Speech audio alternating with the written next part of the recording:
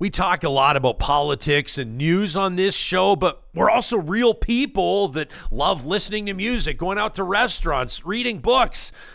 All right, well, Johnny and I don't read too many books, but all that other stuff applies, and that's why we're super excited about this special episode of the show. We're about to introduce you to three of the up-and-coming and established movers and shakers in Canada's country music industry. CCMA nominees, JJ Shiplett, Hailey Benedict, and Dan Clapson. This is a relay project.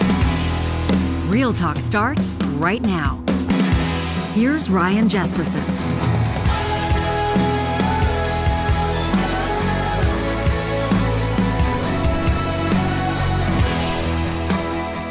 Well, I tell you what, it is a real pleasure to welcome you to a very special edition of Real Talk. We talk news, politics, and pop culture on this show. And this edition, this is the final episode of our podcasting week. We're going to celebrate achievers. We're going to celebrate movers and shakers in Canada's country music industry. And I guarantee that you will be entertained. And if you're not already a fan, a new fan of Hailey Benedict, JJ Shiplett, and Dan Clapson, all three of them are hoping to walk home with hardware after this weekend's Canadian Country Music Awards back in our home city, Alberta's capital city of Edmonton, for the first time in 10 years. Of course, Johnny and I will get to the debate between Donald Trump and Kamala Harris after that. I just felt guilty. I felt bad putting performers, country singers on the spot to talk politics. It's just not fair to them. So we're going to shake up the order of the show, and of course, we'll wrap today by firing up the flamethrower again, presented by the DQs of Northwest Edmonton and Sherwood Park. And there is a little bit of presidential election debate content in the flamethrower today. That's real emails from you to talk@ryanjesperson.com. This episode is happening because of Alberta's top online real estate school. That's Rello, online at Rello.ca, where better real estate training starts. You know, a lot of people see friends and family working in real estate and they like what they see. It's unlimited earning potential. You can choose your own hours. Plus, you're helping people all the time. If you're stuck in a desk job and you're hating it, why not check out Rello? They've got a team of experienced instructors that'll help you prepare for your exam. They're going to help you get licensed, and then they're going to help you launch your own career. A small business, employed by yourself, or joining a big team, whatever the situation is, we want to help you save a couple of $100 along the way. The promo code Ryan100, that's all one word, Ryan100, will knock $100 off the residential and commercial real estate bundles when you get started today at Rello.ca. But damn you, July, and your shade of blue, for matching the eyes that left me too soon, and damn your gold sun for kissing my skin. I thought I was done being. That is Hailey Benedict that you're hearing. She is nominated and hoping to clean up this weekend as a breakthrough artist at the Canadian Country Music Awards. She joins JJ Shiplett and Dan Clapson around the Real Talk Roundtable this morning. Welcome to the three of you. We're so excited to have you here in Edmonton. What a week for you. It's been a bit of a whirlwind, I'm not going to lie. Nominated for Breakthrough Artist of the Year. And as we're working with your management team, getting all the details set for today's episode, they say yesterday, oh yeah, by the way, and she just signed a big new record deal. How does that feel? Oh my gosh, it is such an amazing celebration. Just, you know, I've been an independent artist for over a decade, and so to be able to kind of take that next step with my career and be able to kind of now accomplish all these dreams and projects. I've, you know, wanted to put out a full album, and I've wanted to have, you know, big dreams to be able to share my music with as many people, and now that's being able to become a reality. And so I'm just so grateful and so honored and excited that the cat's out of the bag. Well, there you go. Has it been a long time coming? A lot of negotiation go into stuff like this? Or is it like in the movies where the record exec comes up to like the young performer and has a cigar in their mouth and they're like, sign here? No, not at all. This was what was really unique about this Big Loud Records, this that they've been kind of following my career for the last 2 years. And every time I went down to Nashville was setting me up with rights and connecting with me with people even before anything was set in place. So it's been a lot of back and forth. They've kind of, I felt like I was auditioning them as much as they were auditioning me, which is kind of cool. So getting to kind of see how that relationship built out, and then just kind of last year after last CCMAs is when we first started conversations. So, yeah, it's wild to think that it's happening now. No cigar though. Congratulations. No cigar. Yeah. Nobody's smoking inside anymore. JJ Shiplett nominated for Album of the Year in the alt country category for your album A Way Through Time.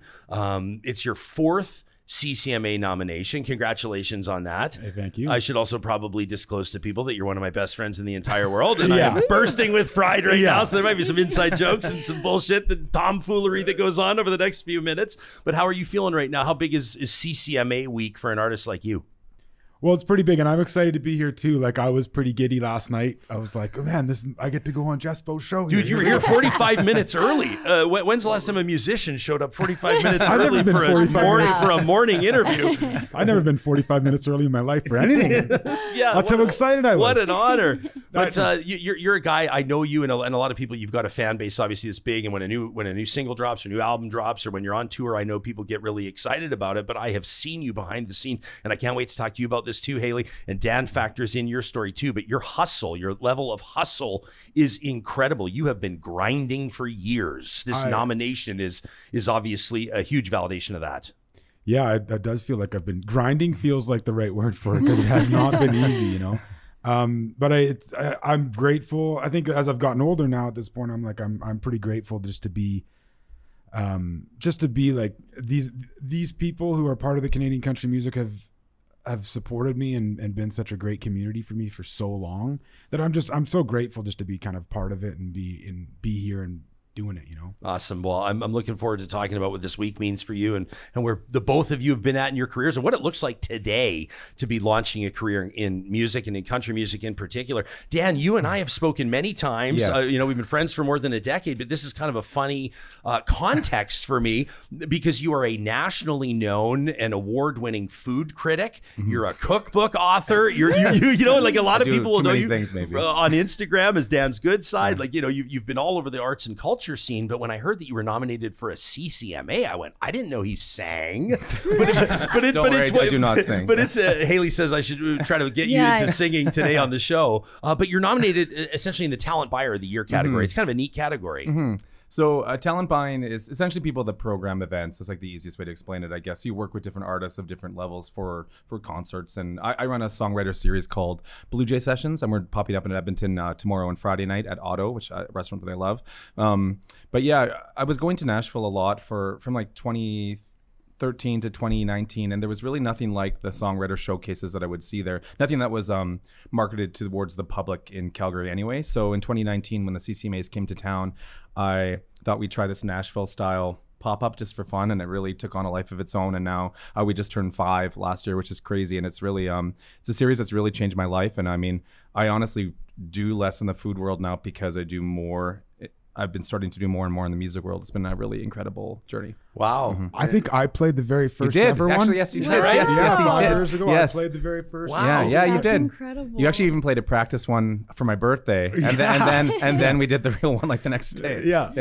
How have gigs and things like what you do and touring, how has it all changed? I'm always curious. Sorry to go straight to COVID or straight to the pandemic, but like a lot of businesses sort of took a while to recover or a while to bounce back. I do a lot of big event hosting, like big fundraising, and those days, a lot of people sort of feel like the days of the 800 to 1,500 person event. You only see about half of them. I agree. As compared to what you used to see. What about the music industry? How did it impact you guys? Yeah, no, that's for sure. That's a thing. And I mean, even probably right now, you're starting to see that it's like, seems like it's kind of coming back a little bit to like the normal level, but like music has changed dramatically since COVID happened. And not even because of COVID, but also like I released a record in 2017. And when I released it, everybody bought every song for $1.49 or something like that, or $1.79. And like COVID hits, and now nobody buys any music. You're just streaming it, and you're not buying it, even if you're paying for your subscription. The artists aren't making money off of it. And so it's like there was like a system in place, and now there's not a system in place anymore. Okay, so sorry to be rude, but how do you get paid? How do you make your money? You have to tour, merch.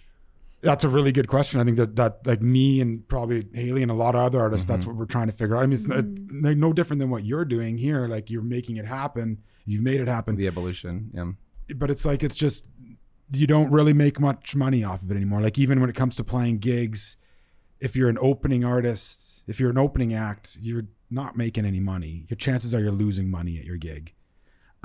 So you have to be, then it's like, you have to have your hand in a few different things to make it actually work. Okay, so you have an interesting approach though now on the business front, because now you sign on with a label. Now this announcement is like less than a day old as we're talking. So maybe you don't know a whole lot about what that's going to look like, but can you talk to me about the journey from an independent artist to what do you call it? Like a label artist? What do you recording artist, I guess. You know, the music landscape has changed so much in the last few years, and being an independent artist, I think, has so many perks and wonderful things. But I think even in Canada, we're really lucky as independent artists. There's a lot of amazing grant funding bodies and lots of support. Whereas like I have friends in the US that don't have any of that support. So I've always been really grateful. And that's been the only way I've been really able to release music throughout the past is through contests or grants. Cause as you're saying, JJ, like there's not as much opportunities for musicians to really make their money. So that was why I think for me, partnering with the label was so important, was because I know the grants are wonderful, but they are a lot of process to apply for, and you can write these like 100-page grants and put in all this work and then get nothing, and then you can't release projects, and so it's a really tricky position to be in, and I know for me personally, like I just, for the projects I wanted to do, I couldn't do it without some sort of partner in place. But yeah, it's really interesting to see kind of how music is changing and the Canadian music industry is changing, and finding those outlets to be able to make a living from it. And I feel like now, I don't know if you feel this way, JJ, but it's like you have to wear so many different hats. Yeah, kind of. When I think that part of what you're doing with Big Loud is that it's like there is a step in the development phase where you need somebody or something to invest money in, so you can just actually go and do it, right? And you can actually just get doing the thing, so you can.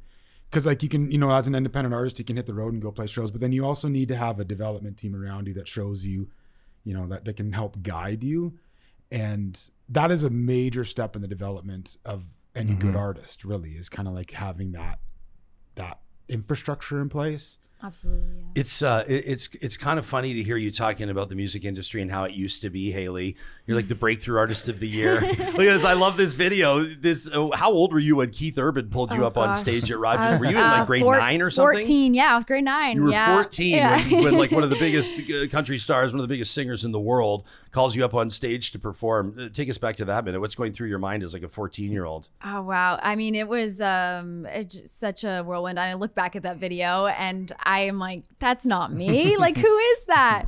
It was such an incredible experience, and it was totally like not planned. Like my sister and I had made these guitar-shaped signs, and he ended up seeing them. So we're like, yes, like Keith noticed our signs. Like that was going to be our highlight of the night. So everything that happened afterwards was amazing. But I'd always wondered what it looked like from the artist perspective, looking out into a crowd that big. And I like went to my first concert when I was like 6 or 7. So like I've always been a huge music lover. My family's been huge music lovers. So it was just a really cool experience getting to play an original song up there, but also just get to see what the artists get to see. And I feel like that moment kind of ignited like a spark in me. I think I've been singing since I was 6, but that was like, oh, okay, this is possible. I can do this as a career, This isn't some pipe dream. Like dreams kind of can't happen. 100%. And this is evidence of it this week. Obviously there's the up and comers and those that are making a splash and being recognized for their singing and songwriting. There will be legends, Katie Lang being inducted into the hall basically. And what a journey she's had in the province of Alberta, even in public discourse over the last 40 years. You know, this is a news and politics show. I mean, like I remember when Katie Lang started talking about like eating plant-based before it was called plant-based, and Alberta beef ranchers went at her and basically ran her out of town. Basically ran her out of town, right? And now it's a vegan restaurant every block. So isn't that right? Isn't that right? No, Katie Lang's a force though. So she sure is. Nobody sings Hallelujah like she. Anyway, whatever. I'm off on a tangent. But so this week will be like, obviously there's going to be some sessions. Hailey, you're playing a little bit of music, and obviously I'm sure there's going to be some partying. But for someone like you, how much? Well, I guess I just know you a little bit, Dan. But how much of this also? I mean, also not to sound like a nerd, but like the networking and the handshaking and the connections that you'll make in a weekend like this have got to be huge. Definitely. I think it can also be overwhelming for a lot of artists because there's a lot of people try this forced networking, you know, and so it can become overwhelming. I think that people maybe overthink the amount of networking they can do in something like this, because I feel like the people that maybe you really want to meet might already have all their meetings lined up. So if you're not, my biggest tip for if any emerging artists or independent artists are listening that are sort of like that intermediate level, I feel like you have to map out your meetings like months before. Like that's when people will consider you. I think the odds of you going up and talking to like someone from Big Loud or like Dallas Smith in a corner is like extremely unlikely, right? And I think people have that pipe dream sometimes with the CCMAs, is like you are gonna bump elbows with all these people, and oftentimes it's not always possible. And it's not even that big, like the organization of it, all the people who come here, like if you are just invested in being a part of it and just coming out here and doing it, you're going to meet everybody. That's half the battle is just showing up. Yeah, you know? Because it's like not that big of a community, and you can meet the people you need to meet. It might just take time. Just don't get your hopes up to meet like everyone all at once. Exactly. Right. Yeah. When we come back, I want to get a sense of like what goes into these albums. I want you guys to have a chance to like talk about your work and talk about your music, and obviously nominated for a big award when you've put something together has to do something for somebody who pours themselves into the creative process. So more coming up with Hailey Benedict, JJ Shiplett, and Dan Clapson in just a quick second. I want to let you know that at Friesen Brothers, 17 different locations across the province of Alberta, and the Alberta Beef Roundup is back at Friesen Brothers. This has been an annual celebration. This has been a really big deal at Friesen Brothers for a number of years. And I know a lot of people sort of have it circled on their calendar. They've been maintaining this tradition since 1955. And this year, it's returning with a custom cut entire hip, weighing up to 70 pounds, featuring the finest Alberta beef. Skilled butchers at Friesen Brothers will handle all the cutting and wrapping in store just the way your family likes it. It lasts for just 2 weeks, so make sure you check it out today at friesen.com/Alberta Beef Roundup. At Athabasca University, they are ready for your back to school plan to become action, but there's no pressure. It's not sort of a fall thing necessarily at AU, because AU students have the advantage of customizing their post-secondary journey. Everything is working around your schedule. That's why tens of thousands of Canadians look to Athabasca University for the world-class accredited online degrees and courses designed so you can complete your education wherever and whenever it works for you. There's a lot of financial aid and award information available. They are in the business of removing barriers to education. That's athabascau.ca.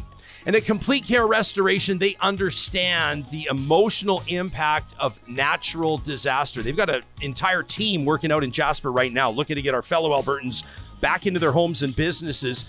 Complete Care Restoration built our studio out here in the beautiful historic Mercer Warehouse a couple of years ago, so we've seen their professionalism in action. That's why we can recommend them wholeheartedly with 2 thumbs up. If, heaven forbid, disaster strikes, remember the name Complete Care Restoration. These days it seems I gotta work a little harder to dream. Young enough that you know that you really ought to start to feel it. Old enough that you know that you really ought to start to care. You never really know just where you're gonna go till you're already there. Oh man, I would pour JJ Shiplett's voice over pancakes if I could. Unbelievable. He's nominated for Alt Country Album of the Year for A Way Through Time. I've never heard pour over pancakes. Yeah, you can steal it. You can use it. If you want to stamp that on a t-shirt, that's cool. How does an album get written? Are you a guy that like writes on the back of envelopes and scrap papers and makes notes? And take us through your process. Yeah, I am that. I have books. I have a certain type of book with a certain type of paper in it that I use pencils in, and I write and write and write. I fill up those books like I go through. They usually take me about 4 to 6 months to fill up. And I write and I write, and I'll take a song, I'll take a chorus idea that I have, and I'll write 20 verses to it. Not because like I'm like trying to find the best verse, but because I find lyrics really, really tough to actually put together. And so I'm like trying to figure out what phonetically is working, and does it matter like with the storyline that I'm going with the song, or is it just that I'm, you know, like what does a song need to say? Sometimes it takes a song a little while to come out and like to actually show its face of what it is, you know? But for me, it's like a lot of time. Like the phrase I like to use is time in the water. It's just like time in the water with the song, not just a bunch of songs, but with that particular song, making sure that I dig it, making sure that I like singing it. I come back to stuff like I kind of after this many years, I've been trying to work through this idea of like, if I return to the song, if I return to an idea when I'm recording or when I'm writing it, that means I dig it. Like if I keep returning to it, because if I'm picking up my guitar at, you know, first thing in the morning and I'm like, oh, I'm going to play that song again. I want to play that new idea I have. I know that I'm onto something. And so that's kind of like the start of the process for me. And then to piece together the record, that it's a pretty daunting task. To know when you're ready. This record that I did here, that's up for the award. It's called The Way Through Time, and I did it with a good pal of mine out in Fort Langley, BC, and he's got a beautiful studio right down in the town. And there was 3 of us involved. My buddy Jay Stewart, who was producing, and our buddy Jer Friesen, and Jer had just been diagnosed with stage 4 cancer, and so we actually didn't go into the record to recording it with any idea to do a record. We actually just went in to do 2 songs. We went to the studio just thinking like, Jer's not going to be with us for much longer. Let's just record some music. And we ended up with 7 songs just because it was flowing, it was working. And so it took time, it took energy, it took a lot of sort of tears and sweat, but they're not easy to piece together, that's for sure. Does it make the nomination mean a little bit more that there's so much of a personal story behind the album? Yeah, well, the nomination means a lot to me. I feel like the thing for me with this collection of songs for me is that I'm satisfied with the process that we took to make it, that I'm just okay with it. If nobody ever listened to it again, I'm okay. I'm happy with what I did. And that's not always the way it is for artists. And it took me a long time to get there. I've done most of my career where I've been trying to get attention. I've been trying to get people to pay attention to me. And it's really difficult nowadays to actually even just to get above the crowd, right? And so now this would be the first time in my life I feel like I made a record where I'm like, if nobody likes it, I don't really care, because I know what it means to me, and I know the hard work and the attention to detail that I put into making it. When he said that, I could tell that kind of resonated with you. Absolutely. Yeah, I think especially in today's world, we're so used to putting things out so quick all the time, especially social media, and we're sharing all these things. And you know, I think quantity is great, but focusing something on quality and I think having that, you know, it's really special. If it means something to you, then yeah, it doesn't matter. And I find those are the things that resonate with people most, you know, and when you're really proud of that, I feel like that speaks to an audience. And you can sell it then, right? Like, you know, you can stand up on stage and sell it like it actually matters to you. Yes. As opposed to just being like, hey, this is a song. This is just another song. I'm just putting it out for the sake of putting another song out. Like, I think that's really powerful when something's intentional. And yeah, I feel like people really appreciate that authenticity.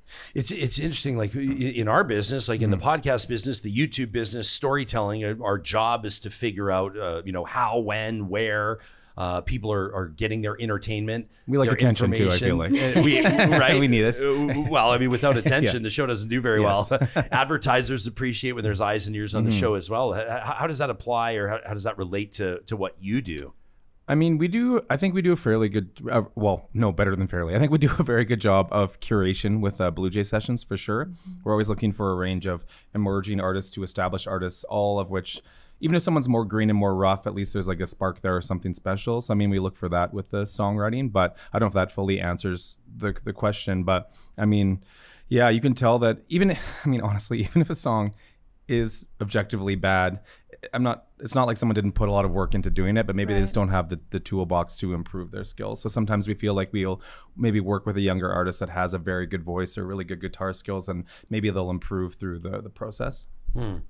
So where does this all, like, the music industry as it changes, and you talk about how, like, that might be news to some people when you say you pay for your Spotify subscription but the artist isn't really getting paid, and someone's going to go, hang on a second, wait, I hope that was helping the artist. Like, to me, when you talk about this, it sort of makes it sound like longer term the music industry is not financially viable as an outsider. Now, I know there's a lot of people that are going to go, whoa, pump the brakes. That's not the case. That's not the case at all. I bet you there's people that could argue that the music industry is in more of an exciting place now than ever before. Like, I'd be happy to hear that argument. But where do you see it all going? Like, you got to be, you're not just a singer-songwriter. You guys all have to be strategic in sort of plotting out your careers, don't you? Yeah, and I mean, there's probably more people making money off music now than there's ever been. It's not the artists. Yeah. But and there's probably a lot of artists online making careers that we never would have seen 10, 15, 20 years ago. Right. It has to be that there's it's changing, so it's changed so fast, and there's so many artists that are like young artists that you don't even know who they are. You'll never know who they are, but they're making a career. So there's people doing it. There's people making it happen. It's not dying or dead. We're always going to need music.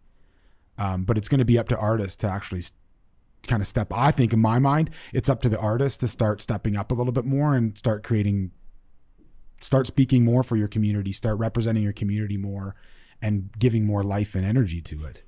I think one thing that is an issue now is that it's hard to draw people to smaller shows now. We talked about that a little bit, but I feel like people are so willing to, Taylor Swift's amazing. Love Taylor Swift. Yeah. But people will spend thousands of dollars to go see her in Vancouver. And then if you're spending that much money, you live in Edmonton, what you're not going to now is like the $30, $40 ticket shows in Edmonton, or you're not going to like a chef dinner. And I feel like that's really impacting local culture, and it's really impacting, it's how people's success, especially that development stage where you want to fill a room of 50 or 60 people. I think that is harder to do now than it was before. That's a great point. I feel like I think people don't also realize that the impact that they can have on an artist's career by buying a ticket to the small show, or it doesn't even have to be, buying ticket. It can be showing your support on social media, like even a like or a share goes so far. And I think it's really important, but I definitely agree with you. You don't see people, I feel like, gathering in the smaller events as they did maybe. Even bigger artists in Canada have a hard time drawing now, compared to what they used to, because people, I think that is part of the reason. I'm not a Taylor Swift expert, but that's my theory. Hey, I'm here. You look at, like, I just think it's like sort of like basic obvious math as well. It's like when people are like, let's say even just in particular in this city, if somebody's spending $3,000 a game to go to like a Stanley Cup run, like sort of like hockey playoffs, or like, Springsteen's here in November, and those tickets are like $450 a pop, and they're not even that special. It's kind of like people just got to make choices, and to be unfortunate if it means that the up and comers aren't having as many opportunities, like the Springsteens and Janis Joplins of today and tomorrow. Exactly, because that's part of the whole, like, even we were talking about the development. It's like that is, and you talking about like having younger artists at Blue Jay Sessions. It's like that is part of the development of it, is that you have to be able to go play shows, and they have to be there, and they available for you to go do them. And if they're not, then all of a sudden the artist isn't developing, then the music's not developing, and then all of a sudden we're in a spot where music is the creation side of it is like hurting. Yeah. I'm trying to think like in of my vintage. I'm 77 born. The day that I remember the big album release day was I remember when GNR was releasing Use Your Illusion, and at South Center. Did 1 and 2 come out at the same time? I don't remember. Maybe. Or maybe they were different. They more of a Spice Girls kind of guy. So.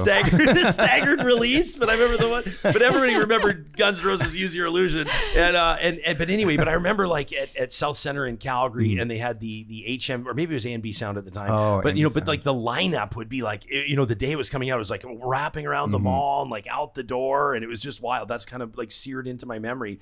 But Hailey, you're talking to us about your, you got a new single coming out, right? Things My Mama Says, is that it? On October 4th, which is super exciting. Congratulations. Thank you. And you're not even, you're just like, yeah, make sure you pre-save it.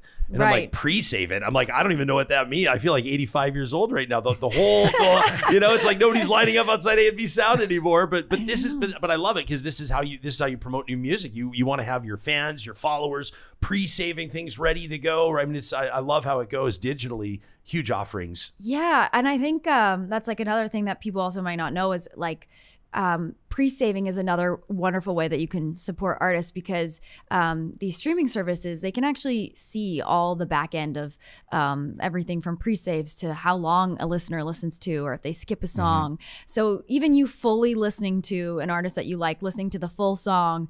On repeat forever. Yeah, on repeat forever. Yeah. But pre-saving, all that is so helpful to artists because that increases your chance of getting put on these playlists and, therefore, receiving more, funds towards making more music and things like that. So it's all the little things, and they don't necessarily, because I know it can be a tough time. I think also coming out of the pandemic, I think that's also why we're, it's financially difficult for people to maybe justify coming to some of these shows, but there's ways like that that are free to support artists, and the pre-saving and all that is super helpful. It's the modern way to, like, going with what you were saying before too, it's the modern way to actually help artists. If you dig an artist, if you like an artist, these are the things you have to do. If you're a fan of Hailey's or if you're a fan of Canadian country music, you have to go pre-save her song. Like this, the day has changed where it's just kind of like, you just see what happens and I hope the best for Hailey. It's like, no, if you're a Canadian country music fan, you have to now make a conscious decision to go pre-save her song and support Canadian country artists because we need it. Yeah. We need it. And that's the way you do it these days. And Canada's like putting out some of the best musicians in the world and some of the best events in the world. And it's, I mean, we'll take that. It's true though. I feel, no, but it really is. Yeah. Dan's been such a amazing person, and the Blue Jay Sessions have been, I think, such a catalyst for so many artists' careers. Like the Blue Jay Sessions has always been a safe place to share music and hear what's really cool, the songwriting, and it always comes back to the song. And so I feel very grateful that there's people like Dan championing artists all the way from emerging to established, and it's really older important. Artists like myself. Well, we weren't old when it started, but now we're old. I'm like, I got to be a little bit delicate when I'm comparing your career and Hailey's. She's the breakthrough artist, nominated as breakthrough artist of the year, and you're a grizzled vet. Yeah, but you're still a youngin', pal. Like honestly, I don't know how it happened. Like I feel like I'm not that old yet, but now I look at the music industry and I'm like, dude, you're old. Well, I'll tell you what happens is like one day you wake up and all of a sudden you're talking about lining up for a Guns N' Roses album and you realize how old you actually are. I want to give you each a chance to like just shamelessly plug what you're doing, tell people what's happening, where they can catch you, where you'd love them to subscribe. I know that people can check out thebluejaysessions.com and you've got some really cool stuff happening. Today we're talking on the 11th of September. You've got an event coming up tomorrow, the 12th and the 13th, right? Tomorrow is the 12th. And then and then the 13th on Friday. So tomorrow is close to selling out, which is great. So if you want to, both nights are amazing, stacked with tons of talented songwriters from all across Canada and Nashville. My friend Nicole Ray is a singer from Ontario, and she has a all women's songwriter showcase tonight and tomorrow at Playwright, which is a new restaurant in the Citadel Theater. And it's going to be they kind of have a speakeasy in there, so you push open a bookshelf and anyway, it looks very cool. But that's it's called All Woman Music, and that's tonight and tomorrow. I'm doing sound there tonight, so if the sound is great, then please come tell me. If it's not, then please also tell me. You're running the board? I try and you do a little bit of everything, don't you? I don't know how I get myself into this. Well, you know what I love about this? Do the owner operators at Playwright, the new restaurant, know that one of Canada's most well-known food critics is showing up? Steve knows, yeah. He knows? Okay. Chef Steve knows. Okay, good. Yeah. They're ready for you. That's awesome. I'm not eating. Hailey, we mentioned you've got some gigs coming up, I think this week, right, at the CCMAs, including you're playing today. Yeah. And you got the new album or the new single coming out on the 4th of October. Yeah, so playing the Songwriters series at CCMAs today, so that's going to be really exciting. And then the Legends show, I'm really looking forward to playing at the Windspear Thursday night. There's so many incredible artists, and that's another cool thing about the Legends show is they celebrate emerging all the way to the legends. So people like Caroline Don Johnson and Patricia Conroy and Paul Brandt is also coming. It's just going to be a really fun night, and I'm really looking forward to it. You may roll your eyes at the question, but is there one singer songwriter that like had a special influence on you? Like, did you have one singer that you were like, I always want to be like them? Yeah, I mean Taylor Swift. I probably I'm like the diehard Swiftie. I remember like I can recall it like it was yesterday, getting that first Fearless record. I think it was like a Christmas present, and when I was like 6 or 7, and I've just looked up to her career, but also how she operates as a businesswoman and how she connects with fans. I love her. Did you see she endorsed Kamala Harris last night after the debate? And they played The Man after Kamala walked off stage, which I thought was kind of iconic. So. Yeah, I got a text from my buddy Matt who said he got the news pop up on his phone. He sends me the screen grab at 9:20 p.m. and it says, Taylor Swift endorses warrior Kamala Harris moments after the debate ends, and my buddy Matt says, "Now that's major news. All bets are off if Taylor activates the youth vote. She might be I'm not even joking. I mean, she might be one of the most powerful people in the world. Yeah, there's no doubting her impact and her reach. Like her reach is far beyond anything that's even, I don't know, I can't even process it. It's wild. It's like a phenomenon, and like the whole Taylor Swift, Travis Kelce thing. I know that everybody talks about it all the time, but I just look at the superpower there. The Kelce brothers, you see their podcast deal. I mean, this is absolutely wild. So cool. When you're talking about the influence and the power and like we say, the pop culture. Okay, man, plug your stuff, because I want every single person that listens to this to become the world's biggest new JJ Shiplett fan. Yeah, I agree. I agree. So I think that's a great idea. I have that record I released in April, Way Through Time, and I'm still kind of pushing that and trying to get that out there. I'm going to do some touring here in the fall and into the winter, and then I've recorded an acoustic album this past summer. Cool. And so I'm gonna put on an acoustic. I'm gonna start putting it out this fall, and it's gonna drag out the release for a little while.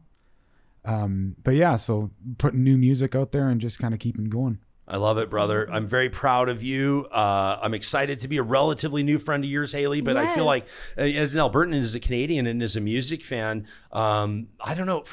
I think that I interviewed you on Ched way back in the day. I have a vague memory of that. That might have happened. Or maybe I just remember talking on the radio about the Keith Urban thing, but to sort of see you coming up and sign that record deal this week and nominated as a breakthrough artist, I barely know you, and I'm proud of you. So congratulations. Thank you, Ryan. Dan, as an old friend, I just love what you're doing. It's amazing to hear people talk about you in different industries, including the music industry, the hospitality industry, and the amount of respect and gratitude that they show you for the amount of work you put in. You're a true champion for people and a champion yourself. So congratulations on your nomination. Thanks so much. Yeah, you guys, 3 great friends. That's Hailey Benedict, JJ Shiplett, and Dan Clapson. And we'll link in the show notes on the podcast and on YouTube to where you can go directly to their websites and follow them on Instagram and TikTok and all that good stuff. This conversation happens on Real Talk, courtesy of sponsors that support Canadian content, like our friends at California Closets, based proudly and owned locally out of the province of Alberta, with custom closets and storage solutions for your entire home. It doesn't matter if you're talking about the living room, the entertainment center, heck, you could be talking about your garage. Whatever it is, California Closets does it, and they do it better than anybody else. They can work with any budget, custom designs to fit your space, and everything comes with a lifetime guarantee as well, which really is incredible. You're not going to get that anywhere else. Nobody does it like California Closets. Kubi Renewable Energy is hiring. They've got the sign hung in the window in their locations in Lethbridge, Kamloops, Calgary, and Edmonton. Looking for electricians. If you've got your ticket, that's perfect, because They're looking for installers all around the calendar year. You know, even when the snow's flying, they can do these vertical integrations on farms. Really neat stuff. I mean, nobody's innovating like Kubi Renewable Energy. If you'd like to be part of Canada's green energy movement, if that would float your boat, look no further than Kubi Renewable Energy. And I popped into Vine Arts last night on 124th Street in Edmonton. I've been telling you about Vine Arts. Of course, they have that Calgary location, two of them, one on 17th Avenue, which I've always loved. But on the 14th of September, this weekend, they're going to be celebrating their 1-year anniversary in Edmonton on 124th Street. So, Johnny, I walk in there and I'm picking up a couple of bottles of wine. Yeah. And all of a sudden, this lady walks in. I find out her name's Sharon. She walks in and she says, I was just listening to you talk about this place. Nice. I said, Sharon, come on. I said, I sure appreciate you listening to Real Talk. She says, I don't miss a show. I said, you're getting your shout out tomorrow. Of course, she's going to be back on the 14th as well as they celebrate that 1-year birthday on 124th Street with a sale 15% off everything in the store. They're going to have snacks and samplings and tastings between noon and 7. Don't miss it. I always talk about their wine selection. I love how they organize it based on taste profile as opposed to country of origin. And so, tell me about this creamy wine. Made a new friend. Yeah, the creamy is one of the white wine categories they've got. Yeah, I love it. I spend most of my time in the white category. I spend most of my time in the crisp and refreshing category. Yeah. So I'm big on the Pinot Grigios and that type of thing. You all are going right now. We didn't tune in to hear you two talk about wine. How could we not talk about what we saw? Donald Trump, Kamala Harris squaring off. I was a little surprised to hear it was the first time that Vice President Harris has ever met President Trump. I don't know if I was the only one surprised. Is that real? They said in person? They said on the debate stage that was the first time that they had ever met. Yeah, it's true. And I know that you and I had talked on a previous episode, on our September 10th episode, and I said, I'm not sure if I'm going to watch this whole debate, and it sort of seemed to be the same vibe in our live chat, and you and I were kind of humming and hawing over it, and I said, I'm not expecting any policy. I'm not expecting any really sort of like diligent debate here. I'm expecting more name-calling and mudslinging and the like. And then I saw that it was about to begin, and I had to sit down and watch the entire thing, like I think many other people, because obviously the future of the free world is at stake right now. At least that's the way we look at it. So you went in on the whole thing? So I went in on the whole thing from start to finish, and I have narrowed down, I think, the moment, the formative. I think this is the moment. You've pinpointed it. The moment. If this we're back in the day, rest in peace, Dutchie, we might refer to this as the TSN turning point. Okay. I don't know if this was the turning point in the debate or in the presidential race itself. Real Talkers, let me know if you agree with me, but this is the 10 to 15 seconds that I think tells the story of the entire thing. In Springfield, they're eating the dogs, the people that came in. They're eating the cats. They're eating the pets of the people that live there. And this is what's happening in our country, and it's a shame. Okay. Oh, my God. Okay.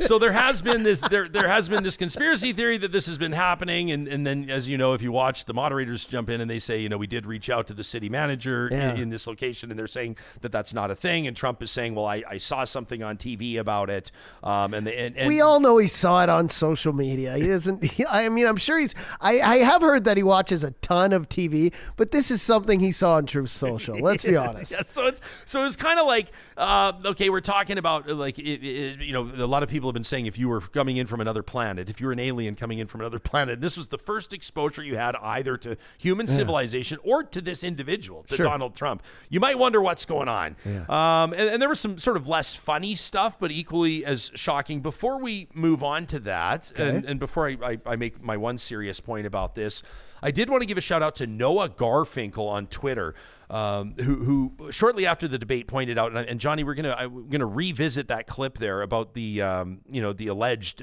eating of pets by immigrants, and Noah did some digging and pointed out that a key point missing in a lot of the post-debate analysis is that Donald Trump's claim about immigrants eating pets almost perfectly syncs up to the piano in the Peanuts theme song. Yeah, so check this out. Here we go. This is pretty good.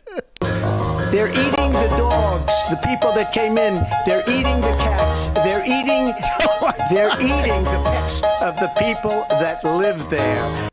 So I don't know how he figured that out.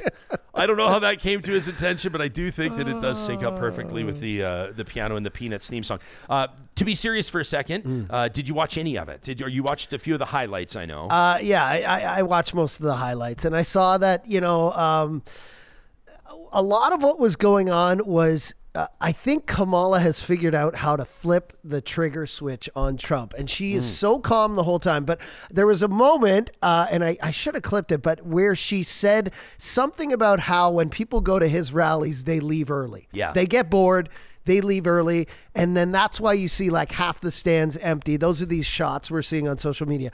And then Trump was asked a question about policy or something relating to, his convictions or something like that. And you could see on his face he'd been stewing about this comment the whole time. And as this question's being asked, I'm like, he's not even going to go to it. And he goes right back to trying to counterpoint her on saying that his rallies are boring, et cetera, et cetera. And by the time he gets around to trying to answer the question the moderator had asked him, boom, time was up. So I think Kamala, being so calm and also knowing how to trigger Trump, has kind of found this area where she can totally side swerve and prevent him from talking about policy and just show how upset he can get and how, let's all say it. We know Donald Trump has an ego. And if you can puncture that, if you can trigger that, if you can make that go haywire, I think that's going to work really well for her. But I will say that there was a lot of back and forth of I think what Andrew Dack was saying on our show yesterday. Just name calling and just back and forth. You did this and you did that. I didn't hear much. There was some, but most of it was back and forth name calling and stuff like that. A lot of the policy was drowned out. I don't think people know after this where Kamala stands. I don't think I think they already knew, but I don't think they know more about her as a person. She sort of took my assessment of her performance. I felt like, and this is me just getting into the weeds and being a little nerdy on it. I felt like she was a little nervous out of the gates. I think that's understandable. It's the world's biggest stage. You're campaigning to occupy the world's biggest office. Kind of a loaded word to use, isn't it? Occupy.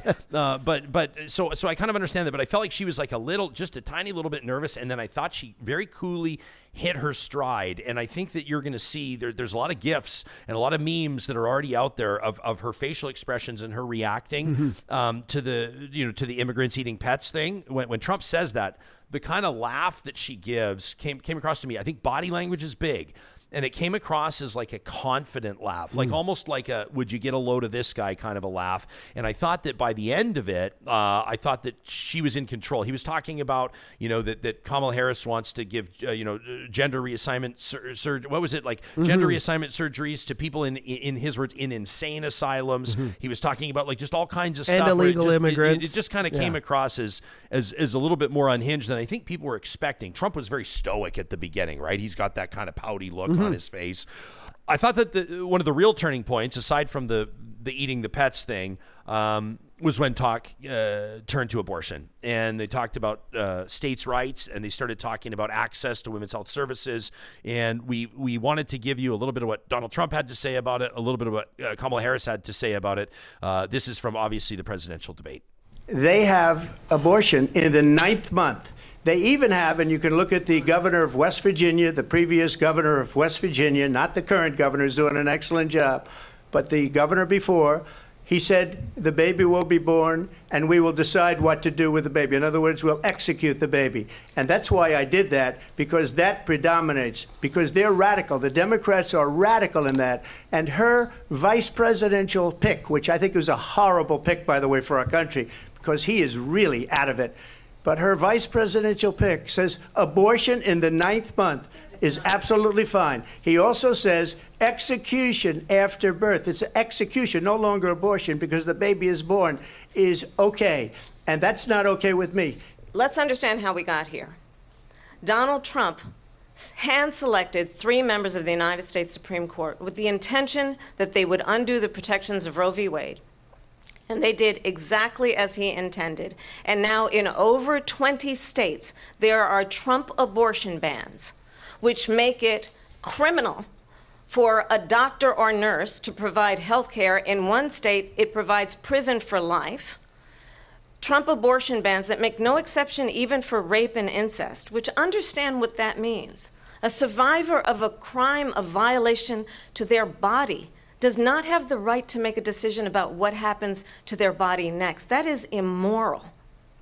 And one does not have to abandon their faith or deeply held beliefs to agree. The government, and Donald Trump certainly, should not be telling a woman what to do with her body. So I think that was where a big one. She was at her absolute strongest. A couple of things on that, just strategically. She was talking to conservatives. Yeah. Right? She was talking to would-be Republican voters. When she starts talking about crime, right? She says a victim. And first of all, number one, very serious subject matter, very personal for people, obvious. So all of that aside, that commentary I hope is implied. But strategically in the debate, she's talking about crime. She's talking about people's rights to bodily autonomy. She mentions people of faith. She says you don't have to abandon your faith to believe, I'm paraphrasing, to believe that government, right, another key word for the libertarians, the conservatives, that government, and certainly Donald Trump should not have a say in she didn't say bodily autonomy, but in what you choose or what you do with your body. She was speaking directly to Republicans. She's not preaching to the converted. I think that she sees that they're tied, essentially, heading into this debate, and she's going to have to change some minds and sway some opinions. The question is, like, who changed more opinions last night, Donald Trump or Kamala Harris? And I do think at the beginning, I was kind of like, oh boy, first 3 minutes. I would say that she won the debate. And I think that the debate, I'm going to tell you the truth about something. For post-debate analysis, you know where I went? Where? I went straight to Fox. Because I did not want to listen to CNN pat itself on the back. I knew that ABC News, good on ABC News for presenting that debate. David Muir, Lindsay Davis, the moderators, had their hands full for sure. But I wanted to hear what they were saying on Fox. And what'd they say? Well, on Fox, the one guy I was listening to conceded that it was a tough debate for Trump and that Trump didn't win that debate. As a matter of fact, he was the one that said if you were an alien visitor to planet Earth and you heard this guy talking for the first time, you'd probably wonder what was going on. That was something I heard on Fox. And so I don't think that it was a ringing endorsement of Trump's performance. Question is, will it matter? He was blowing the dog whistle, speaking to his people, talking a lot about the economy, talking a ton about inflation. And Kamala Harris was saying, listen, and obviously trying to respectfully distance herself from Joe Biden too, right? She was definitely trying to do that. But talking about like the $50,000 small business loans or tax breaks and those sorts of things, trying to prove that she has a plan for the economy as well. Talked about her mom, a single mom, working hard to be able to buy a home for them. She talked about the priority of home ownership. She's talking to people in an affordability crisis. Ultimately, the question will be, is the economy the number one issue? And if it is, who do people trust more to steer it forward between those two? Sure. And the other question is, did this move the undecideds one way or the other? And, I think we all know, like, a Trump supporter hearing that debate probably didn't flip over to Kamala Harris. But a race this close, when it's 52-48 in some places and 51-49 in others, there has to be a section of the population that is still sitting there being like, I don't know what I'm going to do yet. And did Kamala's performance make some of those undecideds float over to her? That's what we'll have to see in the coming weeks when the polls change. I love how also after when they go into the media scrum, Trump, his numbers are way different. He's like, we have it as 86-11 in some places and 79-20 in others. And I was like, those numbers don't exactly sound right. But what I'm thinking is there has to be a small section of people, even though the country's so divided right now, who are kind of sitting on the fence. And did Kamala bring those people over? I think some of those points might have. I was expecting her to be all jumbled and to fumble over her words. I think I agree with you. You sound like you had low expectations. But you know what no, because Trump can do that. He can irritate people. He can flip that switch 100%. as well. He can make you say stupid things. We've seen it with Biden with the golf stuff and all the crazy shit he said that pretty much buried him. But with Kamala, I think you're right. She was cool, calm, collected, and she nailed it. She absolutely nailed it. Did she win every talking point? No, but she stayed cool and she stayed calm. Yeah, good point about the golf stuff.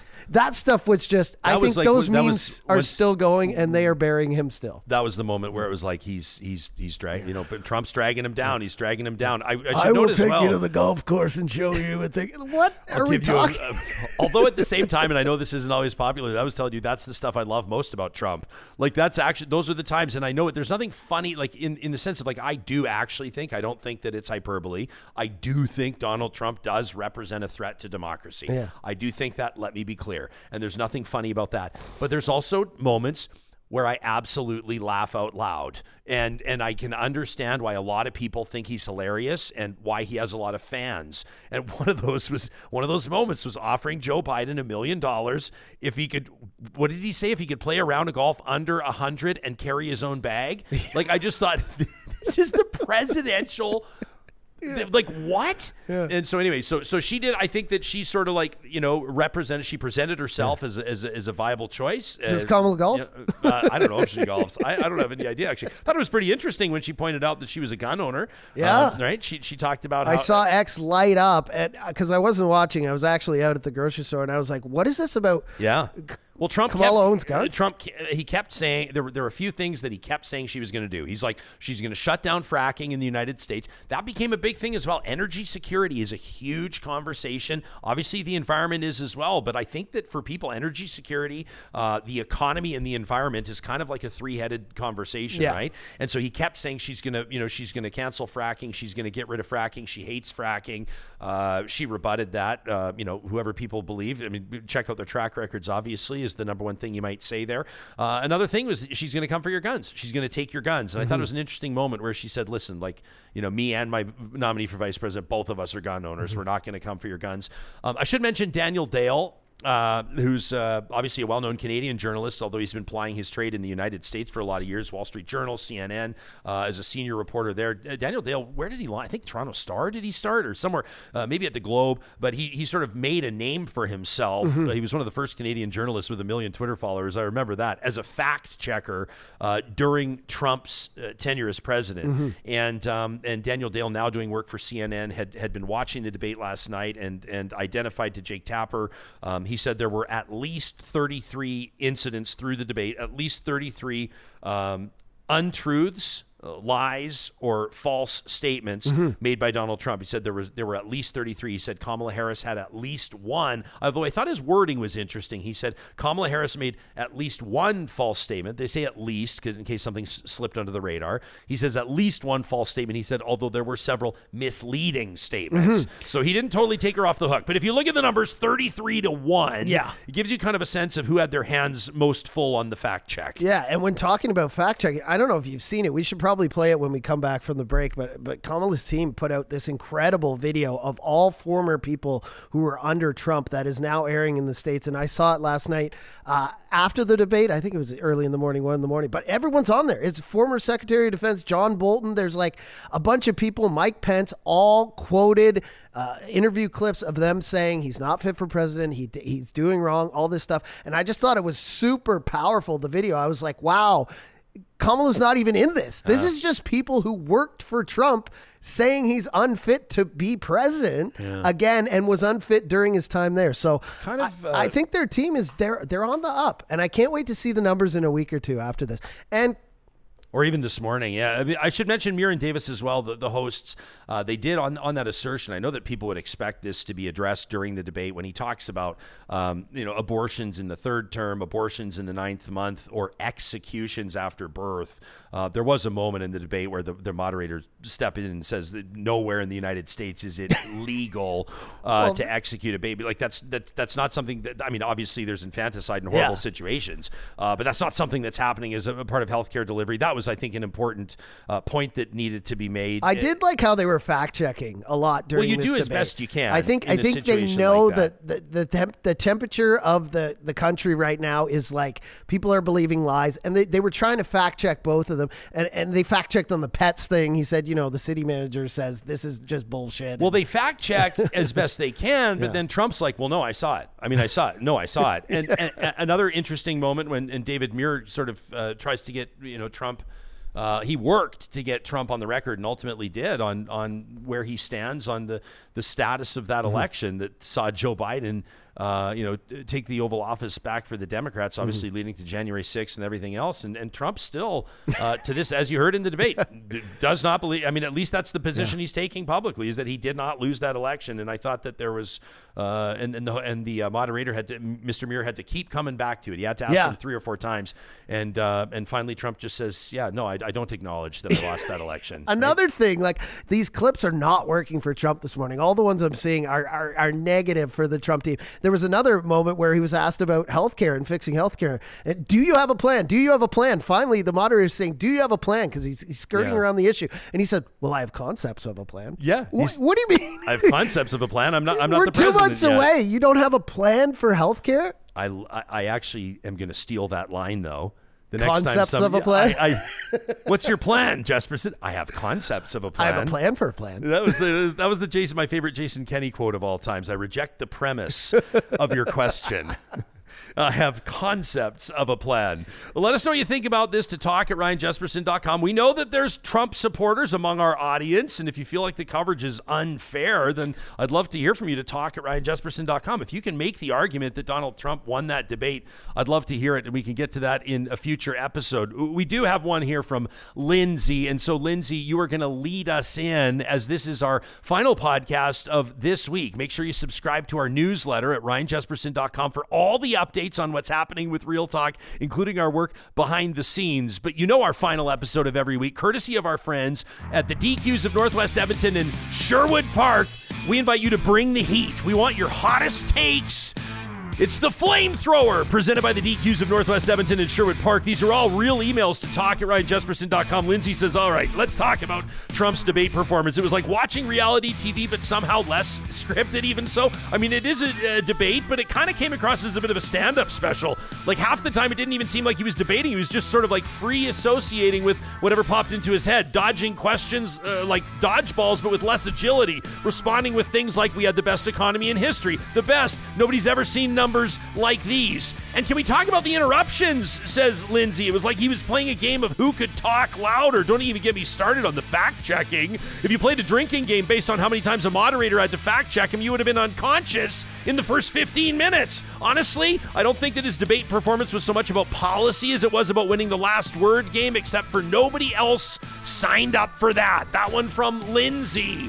This from Concerned Citizen, who's talking about Danielle Smith's plan, Alberta Premier, to transfer underperforming hospitals from Alberta Health Services to Covenant Care, Catholic-run. Concerned Citizen says Catholic-run healthcare would never turn out like Catholic-run schools in the not-so-distant past where we were educating young Indigenous children, would it? Oh, Concerned Citizen, you're going to start something there. What about this one from JoJo, who says, can we please talk? And she says, by the way, thanks Real Talk for your coverage on this story about the Alberta government canceling Calgary's Green Line transit project. What are they thinking? This was Calgary's chance to improve public transit, reduce traffic congestion, actually help the environment. This wasn't just some nice-to-have project. It was essential for a growing city. People need better, faster, cleaner ways to get around. And guess what? Cutting public transit isn't going to help our climate crisis. Let's be real, Ryan. Every time they cancel a project like this, they're setting the city back by years. Calgary wants to modernize and keep up with other big cities, but how can it do that when the government keeps pulling the plug on major infrastructure? This isn't a small pothole fix we're talking about. It's a massive missed opportunity. Way to hold the city back. That from JoJo. And this from Deborah. Johnny, this isn't necessarily a submission to us for the Flamethrower, but Deborah CC'd us on her email to basically every government minister in Danielle Smith's cabinet. Wow. So you see all the ministers, and then you see talk@RyanJesperson.com. And Deborah says, I'm taking time away from my birthday celebration to write you ministers a letter about the absolute, and she doesn't hold back, by the way, the absolutely idiotic decision to cancel this Green Line project. My frustration with this government has just reached a level of anger that I cannot say I've ever felt in my 73 years of existence, says Deborah. Then she says, and I think that the city should be telling you guys, earmuffs kids, to fuck off and cancel the event center. I don't support the public funding there and build that Green Line. She says, what experience does the transportation minister Dreeshen have with traffic congestion anyway? I mean, he grew up in a farming area. Maybe he's used to waiting for CN rail cars carrying grain, but waiting for LRT cars above ground every 5 minutes is overwhelmingly frustrating, says Deborah. If the province is taking over building this green line, are they actually going to solicit any feedback? Maybe from people that'll actually ride that train? Because it sure seems like this government is moving forward without any of that. Am I cynical, wonders Deborah? You bet I am. She says, and I'm writing out of frustration, but I don't believe this government cares what the average citizen thinks. They're corrupt, and it makes me sick to my stomach. That from birthday girl Deborah. We wish you a happy 73rd. Stay fiery, Deborah. And all the rest of you, make sure that if you got something you need to get off your chest, send us an email to talk@ryanjesperson.com. And when you go grab a flamethrower signature stack burger from the DQs in Palisades, Nemeo, Newcastle, Westmount, and Baseline Road in Sherwood Park, you make sure you let them know that Real Talk sent ya. We're going to be taking a couple of days off to get everything in order so we can hit the ground running next week. Make sure you subscribe to our email at ryanjesperson.com. Follow us on social for further updates. We'll talk to you soon.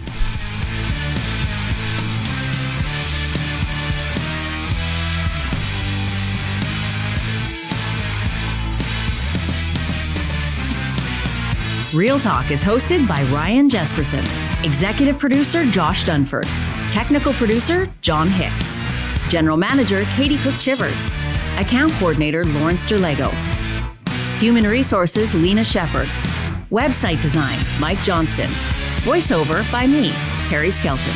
Real Talk's editorial board is Supriya Dwivedi, Ahmed Ali, Brandy Morin, Ann Castleman, Corey Hogan, Harmon Candola, Catherine O'Neill, and Chris Henderson.